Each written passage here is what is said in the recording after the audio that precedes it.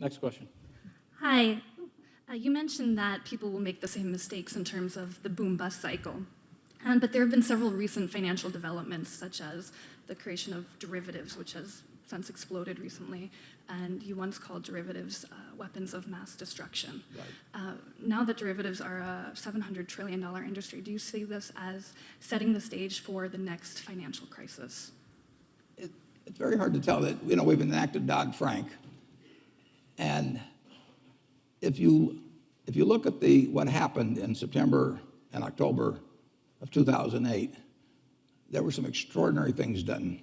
The Federal Reserve poured $85 billion into AIG, and if they hadn't, our world would be very different.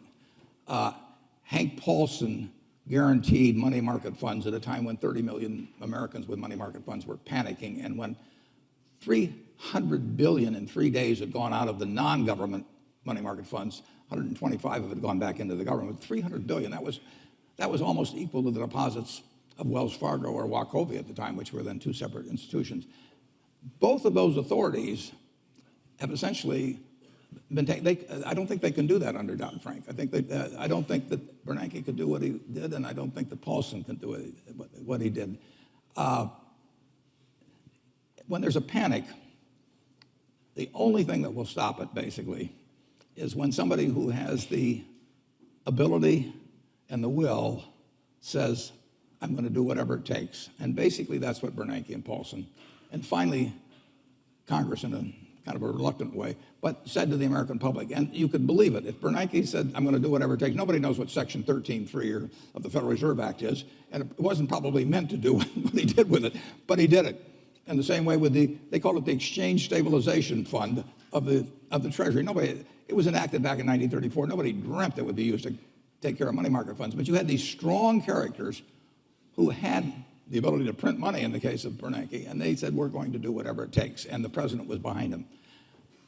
That is the way you end a real panic. And I worry actually that Congress doesn't like to give anybody that much authority, and it bothers them that the Fed has all this authority, or that Paulson acted as he did in TARP.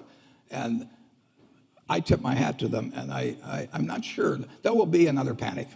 Where it comes from, who knows?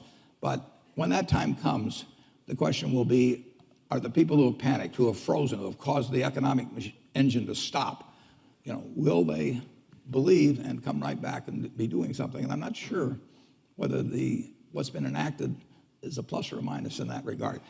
Regardless, the country will come through. But it's very hard to write regulations that will keep people from acting foolishly, particularly when acting foolishly has been proven very profitable over the preceding few years. It's just the way it works.